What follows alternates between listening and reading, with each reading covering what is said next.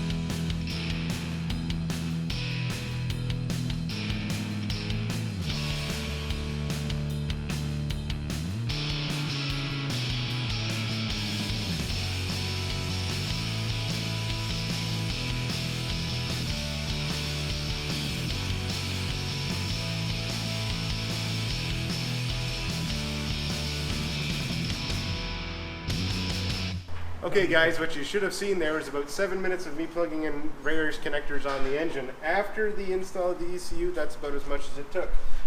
So we're going to go ahead and explain here. What we've done is added in an extension harness to the throttle position sensor, which we also converted into a breakout for our transmission controller, because the transmission controller needs to see the throttle position sensor as well as the tach. Okay guys, after Jordan's last segment there, he went over with all the wiring of the system for you. What I'm going to go over is just to make sure we did all the touch-ups for the truck, making sure that we've got our O2 sensor installed in the proper position, 10 degrees from top dead center, making sure that none of the wiring is close to any heat source or any drive systems. We went ahead and put our air filter on. The last thing that we did before we run the system is we actually primed the fuel pump. So what you do is you got to make sure you're unplugged here, you run the pump for 10 seconds, you shut it off for about 30 seconds, run it again for 10 seconds, plug it back in, and you're good to go. You should be all primed. Everything looks good to go. We've got nothing touching. We've got power to the system. Truck's ready to run.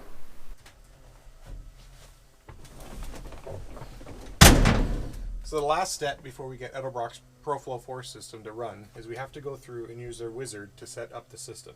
So if you have their Android or you get the tablet with the system, you go through the setup wizard, answer a few questions on the engine, the displacement, the performance of the motor, hit enter, and it'll automatically update and you're ready to go. We've already done this ahead of time, so we're going to go ahead and see if this thing fires.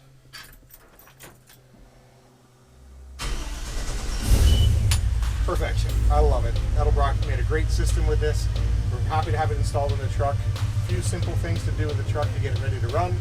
Install it, and you're good to go. Thanks very much, guys.